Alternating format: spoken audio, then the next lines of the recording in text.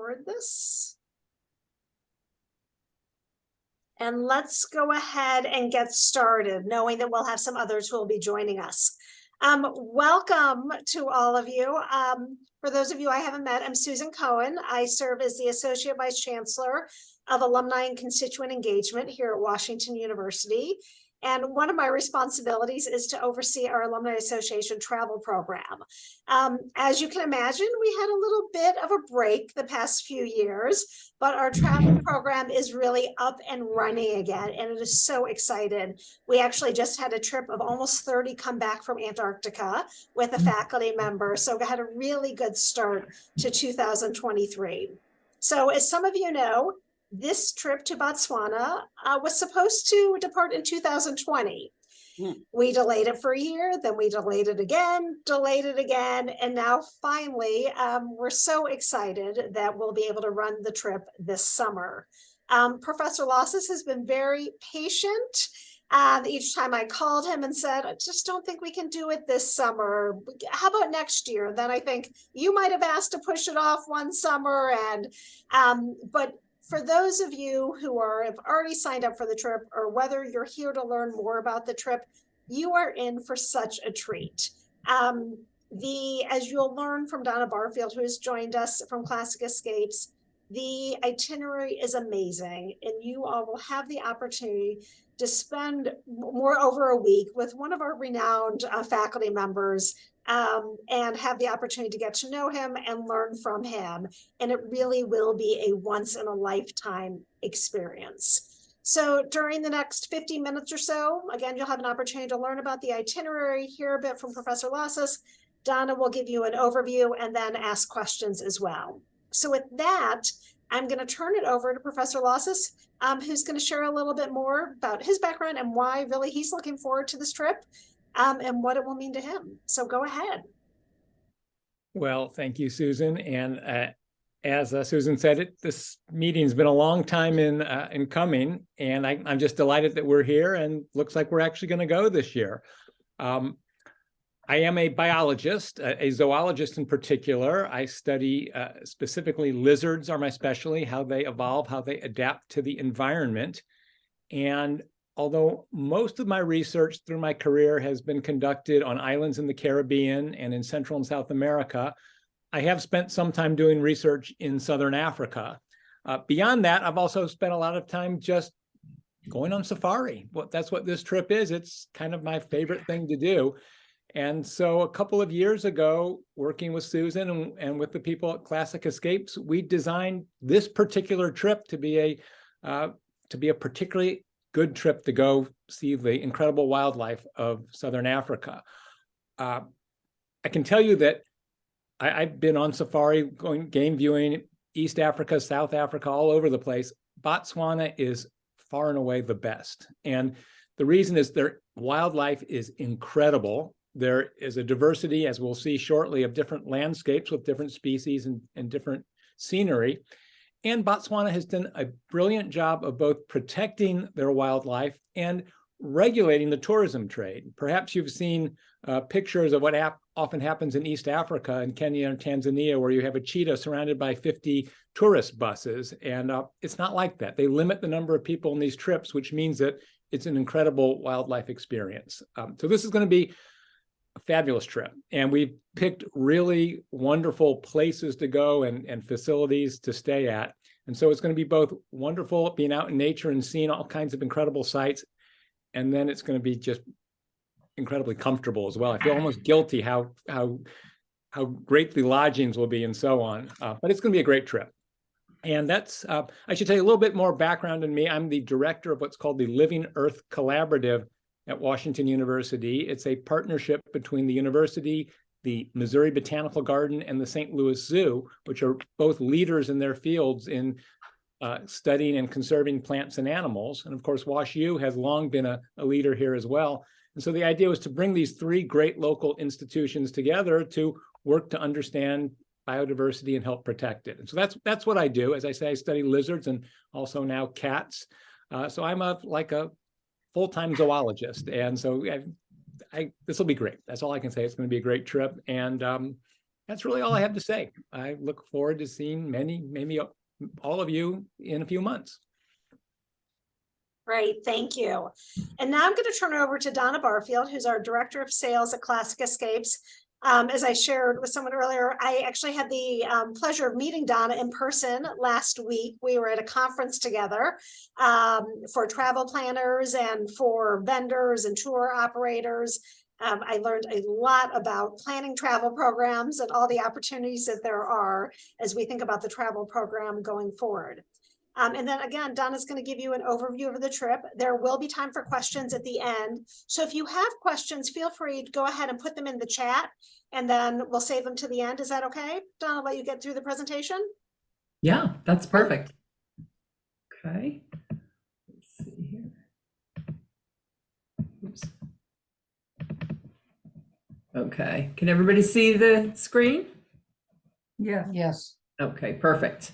Okay, so we've set the program up for August 22 to September 6, which, if you're not familiar, is wintertime in Botswana. That's not to say, let's see, we're not advancing here. There we go. Okay. Okay, it's wintertime in Botswana. And we've picked some pretty amazing sites for you to visit, but just to let you know, there are two major sites in Botswana. It's about 80% desert, the Kalahari Desert. And in the northwestern portion of the country is this massive delta, the Okavango Delta, which is so big it can be seen from outer space. But at one time, it was a reverse. There was no water there at all, and the desert had this super lake in it. And there's a lot of tectonic plate activity going on there, constantly going on, slowly. But as the super lake receded, the delta appeared. So with the abundance of water in the middle of this desert, there are a large variety of habitats, and we've picked out four major parks to visit. One is the Mahadi Hadi Pans. It's that's where the super lake used to be, and now it's salt pans. It's very dry there, but there's some wonderful desert adapted wildlife that we'll see. The other, of course, is the Okavango Delta. You're visiting at the peak of the delta. So it receives slow floodwaters from Angola. And by the time you're there, which is the dry season, the delta will have doubled in size. So there'll be great opportunities for boating there to see wildlife from the water as well as on land. Bordering the Okavango Delta is the Moremi Game Reserve, which is special because it's the most diverse in terms of wildlife and habitat, and a great place to see wild dog. And the Chobe National Park. Chobe has the largest population of elephants anywhere in Africa. There's something like 35,000 elephants there. Actually, I think I'm on the low end of that. But they have the Chobe River that runs through it, and it's a fantastic place, again, to see wildlife on a river cruise, as well as doing game drives. Victoria Falls, which is in Zimbabwe, will be your final stop on the safari, and of course that's where the massive Victoria Falls is. It's quite a special experience to see the spray shooting up into the air. So as I said, you'll be visiting in the wintertime, which is the height of the dry season. And because it's the dry season, the grasses will be low, and it'll be much easier to spot wildlife. All of the game will be gathered around the permanent water sources. On the desert side, your camp actually is right on the Batiti River, and that wildlife will be gathered closely to the river, and then of course around the delta and in Chobe around the river there. But there'll be a lot of activity because wherever there's wildlife, there's predators as well. This is a little bit of information about the host. This is also included in the itinerary if you want a little more time to read. Sorry, I made this really wordy, but it's just great to know the background and what your host, of course, Jonathan Losos, and your naturalist guide will bring to the table. Graham Johansson, our guide, is actually the best guide in Southern Africa. We've been working with Graham for about 30 years now, and he is just fantastic. He's also an excellent photographer, so if anybody has any questions about photography in the wild, he's your man. It is a long flight. It's an overnight flight. So when you get to Johannesburg, you're probably not going to want to see much but a bed. So we have booked rooms for you at the Dorial Grande Hotel, not far from the airport, but it's very comfortable, and there's a variety of restaurants. It's sort of an all-contained resort area, and the Dorial Grande is a 5-star hotel. The next day, you'll be back on a plane, but I promise it's a short flight.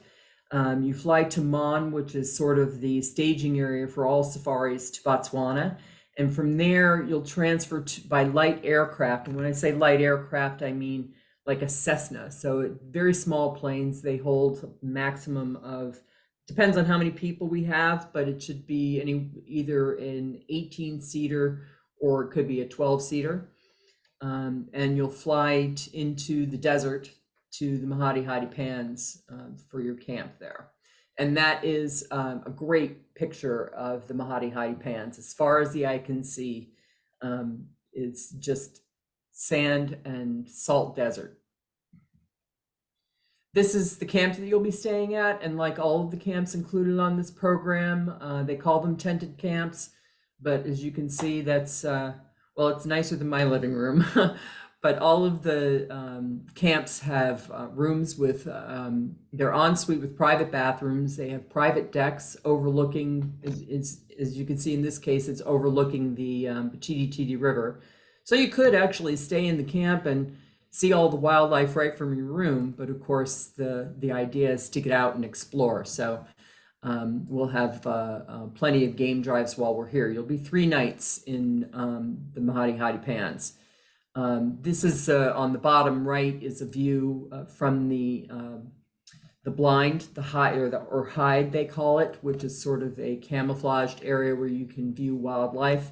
You'll have an opportunity to do walking safaris, and of course on the left side of your screen is an image of a bush dinner where the camp staff like to set up the tables and the china and everything outdoors, and you can dine under the stars.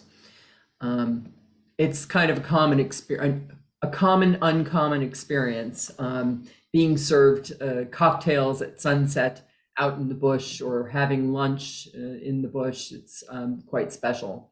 These are some views from the hide as well. And just to give you an idea, this is going to be a typical day. It's an early morning wake up. Wildlife is most active in the morning and late in the afternoon outside of the heat of the sun. So we like to get started early. There'll be a light continental breakfast before you leave, and then you're out on a game drive for about 3-4 hours. You come back to camp for lunch, and you'll have a break in the afternoon to take a rest, or maybe try some of the spa services at the camp, or take a dip in the pool, and then late in the afternoon, you'll depart for another game drive for about 3 hours. They're not exact timings because certainly if you're out and you see, a herd of elephants or a pack of wild dogs, we're not going to say, oh, it's time for dinner and go. So these are just sample timings. These are the types of vehicles that we use in Southern Africa. I don't know if anybody has been to Africa before, but in Southern Africa, we can use open vehicles. There are no middle seats. Everybody gets an outside seat. Some will use the covers if it's a really sunny day, which at this time of year there will be. So there's plenty of space for taking pictures and viewing. These vehicles also do have chargers in them if you need to charge cameras. There'll also be a cooler with water and snacks in them as well. And this is some of the wildlife, the desert adapted wildlife that you would see in the Mahadi Pans. Meerkat, caracal, brown hyena. My favorite, the blackback jackal. At the time you're there is breeding season. So you'll hear them howling to one another, which is they're more like mating calls or warning off would-be suitors. But it's a sort of the music of the wilderness. And the bat-eared fox they're really cool little critters. You have to have quick eyes, but your guides, your drivers are excellent spotters. Your naturalist guide, and I'm sure Professor Losos, because he's going to be looking for the lizards. There's also some great birding there, and also hoofed animals like springbok, antelope, kudu. Here's a few other gemsbok and blue wildebeest. And there is a migration from the Mahadi Pans from the desert area into the Okavango Delta and Chobe. It's 2 migration spots, and it's actually been renewed. Botswana's done a great job with their conservation, and they've been restoring habitats. And one of the things that they did a few years back was to remove the buffalo fencing that they used to keep their cattle safe from wildlife, and they've taken down a lot of those fences, and the herds began their age-old migration routes again.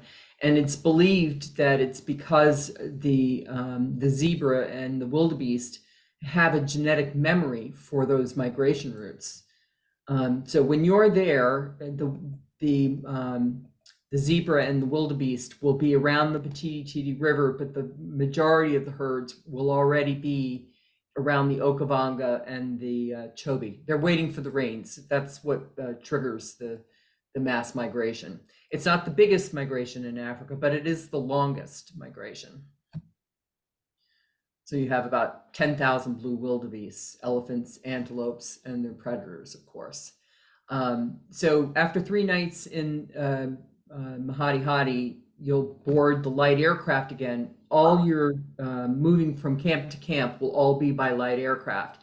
And what's great about this opportunity is that they fly low over the landscape so that you'll be able to see the desert turn into this flooded delta, and the channels and islands, and finally wide open water. And you'll be able to fly low enough that you see herds of red lechwe or even the buffalo running through the water. This is your next camp, Camp Kakanika, and you'll all be pros at pronouncing that by the time you return home. But the camp sits on a permanent flooded plain, and it's in the middle of the Moremi Game Reserve, which I said a little earlier is known for its great diversity of wildlife. It also has a variety of ecosystems there, and because of that, you'll do game drives to see large herds of the buffalo, as well as zebra, giraffe, and wild dog. It's a great place to see wild dog, but you see all that water there, so you will be doing boating excursions in canoe type boats as well as motorized boats. So this is Camp Kakanika. It's a hardwood camp with thatched roofs and canvas walls. As you can see in the upper left, there's a view of one of the rooms. And again, they all have private balconies with great views. This is one of the channels. I think you'll see a higher water level than this. But on the bottom in the center there, you can kind of see behind that painted reed frog is an example of they call them mokoros, and they used to be dugout canoes, but now of course they're made of sturdy fiberglass. But it's just a great way to see wildlife from the ground level, and you can get quite close as well. The boat drivers and the vehicle drivers, they're licensed and trained, and they're very well versed. And because we're using drivers from the area, they know where the wildlife is, and they know how close to approach and how to find that leopard that you want to see. Maremi is also a great place for birding as well, if any of you are birders. There's over 350 different species there. And this is a game drive in the reserve. There's the wild dogs. They're not actually dogs or wolves, really, but the name, the Latin name for them is actually painted wolf. It's, for some reason, they ended up, I guess because their appearance, they look a lot like dogs. They'll just be coming out of their denning cycle, so it's possible that you might see cubs. Okay, and here are some of the birds. These are southern carmine bee eaters, and when you see a flock of them, it's really quite special, especially if you can get an image of them because of their bright red and that patch of blue on their backs. And here are some of the other birds. It's a land of contrasts. You know, the birds here, like the crested hoopoe, is this tiny little 11-inch wingspan bird that looks almost like a butterfly when it flies. Or there's the Martial eagle, which has a 9-foot wingspan. So it's quite a contrast there. Cheetah, this is a great place to see cheetah in Maremi. They're very fast, but the best is when you can see them hunting, because they crouch down real low and they're not so easy to see, but it's impressive to see them take off after wildlife. Leopards, but you have to remember to look up. Leopards will bring their kill up into the trees and they'll spend their days napping, their nights hunting, but occasionally you'll see them come down. So you do have to remember to look up every now and then. And then you'll take back to the air and fly to the next camp, which is also in the Okavango. And here it is. It's all connected by boardwalk.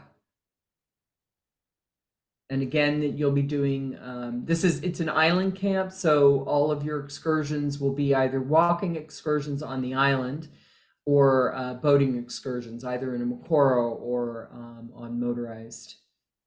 small motorized boats. Here's some of the wildlife that you'll see, some typical images. Now the Okavango is kind of special as well. The lions here are much larger. They estimate that they may be the largest lions in all of Africa, because they spend a lot of their time hunting in the water and running through the water.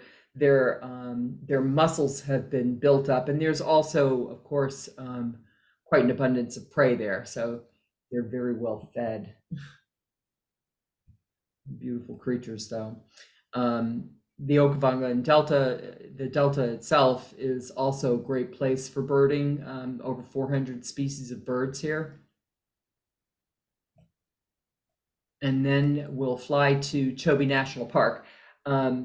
So Chobe is special because of its large herds of elephants, but there's also giraffes, zebra, buffalo, also crocodiles, and large numbers of hippos, large pods of hippos, or bloats, I guess you call them, bloats of hippos. The Chobe Game Lodge is right on the river, so all of the rooms have great views of the river, but it's a beautiful camp there. And you'll be doing game drives as well as boat cruises, and you get real close encounters with the elephants that way. Lions, baboons. And there's the African fish eagle, quite an impressive sight, beautiful bird. More hornbills. And then from there, it's a short drive, actually, to Zimbabwe. It's, I think, a little over 2 hours to reach Victoria Falls. And this is Elephant Camp, which is on the confluence of 2 rivers. but it also has a wonderful acacia woodland behind it, and there's a stand of fig trees in the camp as well. The camp is open, so wildlife walks through all the time. So you can see great wildlife from the swimming pool or from the open decks.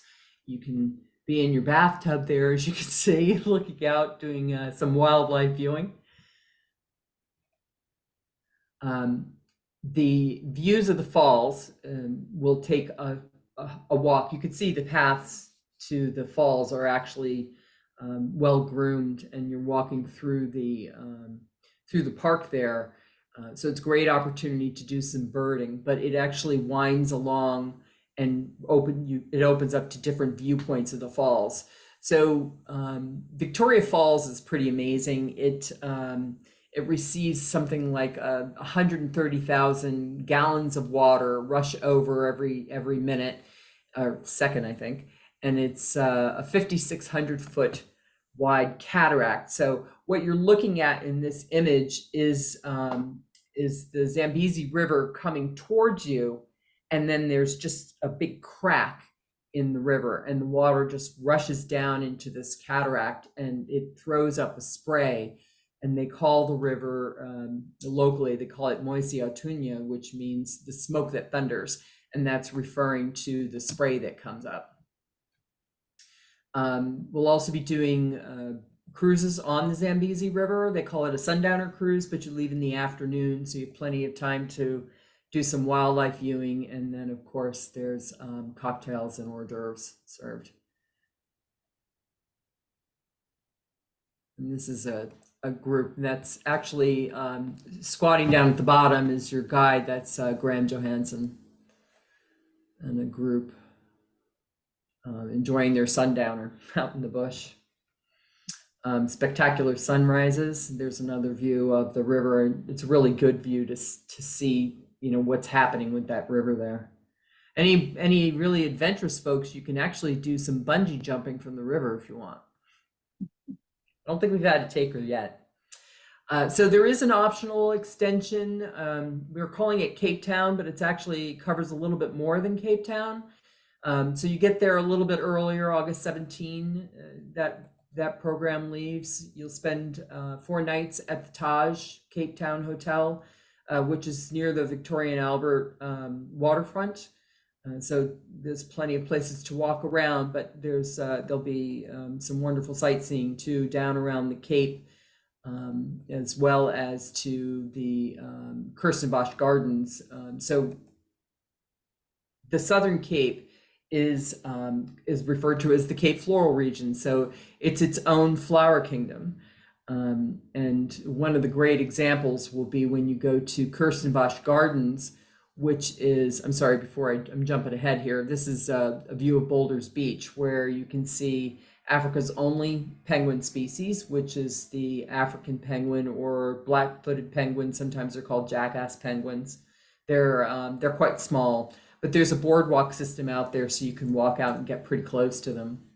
You'll also do a tour of the townships in Cape Malay, and you'll have a cooking demonstration and lunch there. And there's Table Mountain in the back, that flat top mountain, and there's a cable car that will bring you up to the top for these views. You don't have to go all the way out on the edge like that if you don't want to, but it does have spectacular views of the Cape. And here's Kirstenbosch Gardens. There are over 7,000 plant species in Kirstenbosch Gardens, and it's just beautiful. You could spend days going through there, but we'll actually only have the afternoon. And from there, we will go further north into the winelands and sample some of the wonderful South African wines. This area was colonized by the Germans and the Dutch. So there's you see the Cape Dutch architecture there, and it's very bucolic. It's surrounded by mountains there, and then the lush green fields. And this is Le Quartier Français, which is it's more like an inn where you'll be staying. It's quite beautiful, and the food is amazing there, and so is the wine. But you'll do wine tasting at 2 of the vineyards and have lunch at another before heading to Bushman's Kloof. So you'll be overnight at in the winelands, and then drive further north into Bushman's Kloof, which is there's very little infrastructure there. There used to be a lot of private ranches there, but now they've become eco reserves. Bushman's Kloof, this entire area, was populated by the San people, who are the oldest inhabitants of southern Africa, something like 20,000, 25,000 years of San inhabitation. And there are cave drawings that are over 10,000 years old, rock art, they call it. So it's not all in caves, some of them are out on rock. So there's a trail that goes through the area where the rock art is. So you'll do a walking excursion here. There's also some great birding. There's some of the rock art there. There's also some fantastic birding and wildlife. Of course, most of the wildlife, there aren't all that many predators up in this area, but there are a lot of antelope here. And these are Thompson's gazelles. Zebra, of course. And there's some of the birds. Coming back, you'll stop at Ceres, which is this wonderful town of with just so many things to do outdoors. It's so beautiful. It's surrounded by mountains, and there are lush valleys. There are a lot of not vineyards, but fruit orchards down here. And there'll be optional opportunities to do horseback riding or hiking or climbing, or just hanging around in town. There's some wonderful shops there, and just some great opportunities to just relax at the end of your excursion there and enjoy yourself.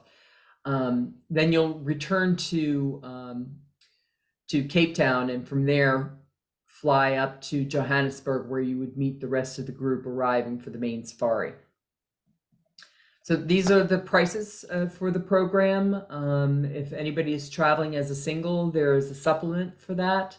There's an estimate on the air. However, I already know that the prices have dropped on the airfares. So we have specialists who can help with the airfares if anybody needs any assistance with that or just needs a flight itinerary. Now, to sign up, this is a question that was asked earlier. In the itinerary, there's a reservation form in the back, and you can fill that out. I think we also set up an electronic version of that so that it could be filled out online and emailed in. You can just fill this out and email it back. The instructions are on the reservation form. You can send it in by mail with a check, or there's a credit card authorization if you want to do your deposit by credit card. And this is Lori. Lori is our safari operations manager. She's been doing this for about a little over 20 years, and she's been to Africa countless times. So she's great, and she just gets so jazzed up when people go on these safaris, just like I do, I guess. It just brings back all the memories of your own safari. So she's a great resource for any questions that you might have, or I'm always available as well. And that's our presentation. Wonderful. Thank you so much, Donna. Why don't we go ahead and take the presentation down? And it looks like we already have a couple of questions in the chat. And then if you have others, feel free to just unmute yourself. First one, someone asked for confirming the date of the trip. It is August 23rd to September 6th. And the pre-trip is August 17th. And then had a question from Lisa about which travel vaccinations are recommended, and should we bring a carbon filtered water bottle? So there are no inoculations required. If you're traveling from the US, there are no inoculations required. A prophylactics for malaria is recommended. Thank you. Next question. On the cost, is it 3,400 plus 300 for the administration fee for the deposit? So no, the deposit is, I'm sorry, let me just get this up here. So there's not an administration fee. There's it depends on whether you're doing just the main program or you're also booking the extension. So the deposit, oops, just missed it here. So the deposit for the main program is $3,400. If you're booking the extension as well, then there's an additional deposit of $1,200. So I saw a $300 admin fee and something I read. That's for, I think that's in the cancellations. Okay, thank you. Yeah, if you decide that you need to cancel up to 6 months prior to departure, it's a full refund less a $300 administrative fee. Then there was a question on Wi-Fi, if Wi-Fi is available in each hotel or camp.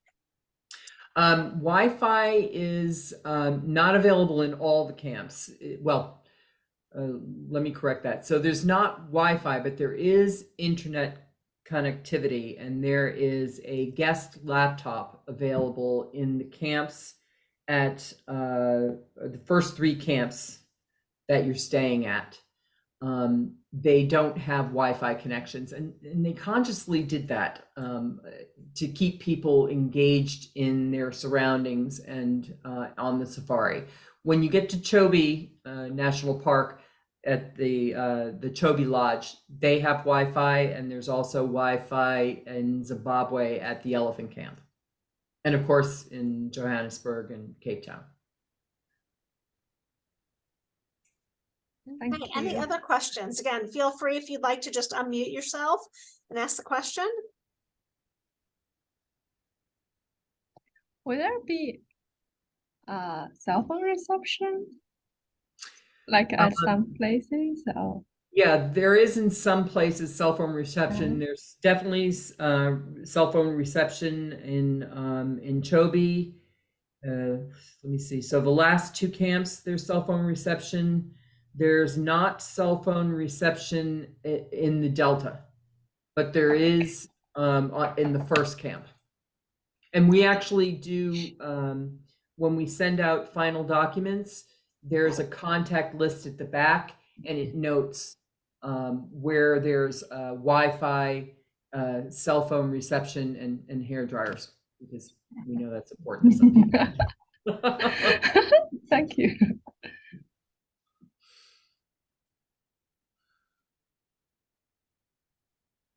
We do provide, when you book, a document that we call a prelude to Botswana that has a lot of detailed information on entry and exit formalities. For instance, you don't need visas. U.S. citizens or passport holders don't need visas for South Africa or Botswana. You do for Zimbabwe, but you get that on arrival, and it's $30. As far as COVID is concerned, there are no restrictions any longer, so you don't have to do the PCR test 72 hours before arrival. You can just come in.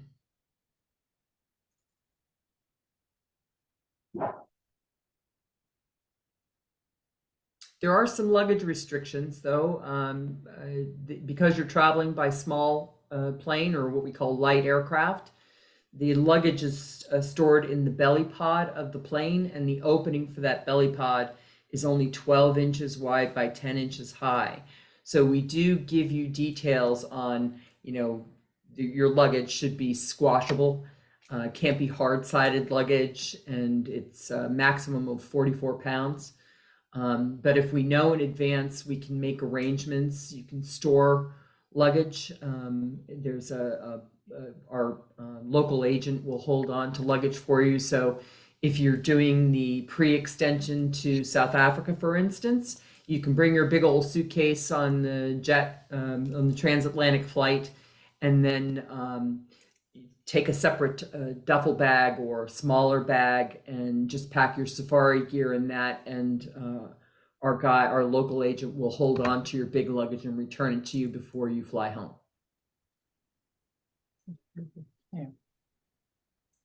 Donna, what are the typical daytime and evening temperatures? For the time of year that you're going, it can get chilly at night. During the day, you can expect temperatures in the upper 70s, low 80s. At night, it can drop down into the 40s. Thank you. So we always recommend, and we actually have a suggested packing list that you bring, like a fleece jacket or, dress in layers.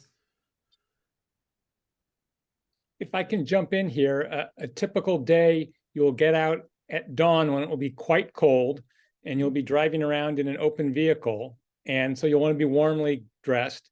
And then as the day goes on, it warms up and you start taking one layer off after the next. And oftentimes you end up in a t-shirt. And I forgot to tell you, I'm wearing my sweatshirt that I bought on a previous trip. And all of these places, I guess, will have gift shops where you can get similar wear. So you can wear safari appropriate sweatshirts that you will then take off at midday and put back on as dusk approaches. Yeah, it's true. They do have great gift shops. I say, for those of you who go on the trip, I would like a Washington University photo of everyone wearing the same sweatshirt. That will be, yeah, that's what I would like. And we will, and Don, I hope this is okay with you. I'm going to go ahead and say this. For those of you who do register and sign up for the trip, we have started to do kind of pre-trip briefings, a virtual Zoom briefing, maybe 3 weeks before or so, where everyone will have that final opportunity to meet one another and ask any of those final questions as you're thinking about packing. And that's been really helpful with our trips that are now going out. It's kind of a new post-pandemic thing. Pre-pandemic, it's a great idea. do, an event in person, but knowing that our travelers are from across the country, so a few weeks before, so we're happy to arrange that. Again, for everyone to come together and just, any final questions if you do sign up for the trip. I do remember that I didn't answer the question about the water bottle. We actually will be providing you with a reusable water bottle, but clean drinking water and bottled water will be provided at all of the camps, and it will be available in all of the vehicles as well. And we can accommodate any dietary restrictions that anybody has. We actually send out a form to ask to prompt you to tell us, what's your favorite scotch? What's your favorite soda? To make sure that they have the supplies in the camps. We can accommodate just about anything if we have advanced knowledge.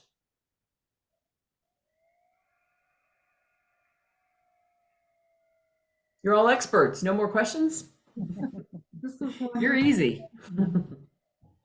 Well, if you all do have questions after the call, please feel free to reach out to me directly. I'm going to go ahead and put my email address into the chat, and then I can get the questions answered by Donna. Was there. Or you all have the email for our travel program as well, but anyway, we'll be able to get questions answered. I also put the link in for the trip brochure and registration form. So for those of you who have not signed up, I hope that this really did pique your interest a little bit further, and that you're interested in joining the rest of the group on the trip. Again, I have to say, I'm just a teeny bit jealous here. And this is going to be such an amazing experience for all of you. Can I ask this one last question? Go ahead. Which is, where are all of the people on the call from? Jill and I are from Cleveland, Ohio. Where are the others from? I'm from Here, I'll go around and I'm calling you in the order that I see you. So Jenny, St. Louis. Jing, Los Angeles. okay. Judy, and Chuck, Indianapolis. Faye. Ganesh, my husband and I are from Chicago. Yeah, I don't see Ganesh on the call. Is he? He's in the background lurking. Hi, Ganesh. Lisa. I'm from St. Louis. Okay, Carolyn? I don't see you. No, she's muted. Okay. So we have Carolyn and Gary on as well. Gary? St. Louis. Wonderful. Thank you. So do we send information directly to Lisa, to Donna for the registration? Okay, Yes, please. everything goes to her. Great. Yeah, thank you. we don't take any reservations here in the alumni office. And then once somebody signs up for a trip, Classic Escapes will let us know. And then you'll hear from us prior to the trip. And again, you know, happy to facilitate getting any questions answered if needed. Oh, great. Well, I'm going to stop recording here.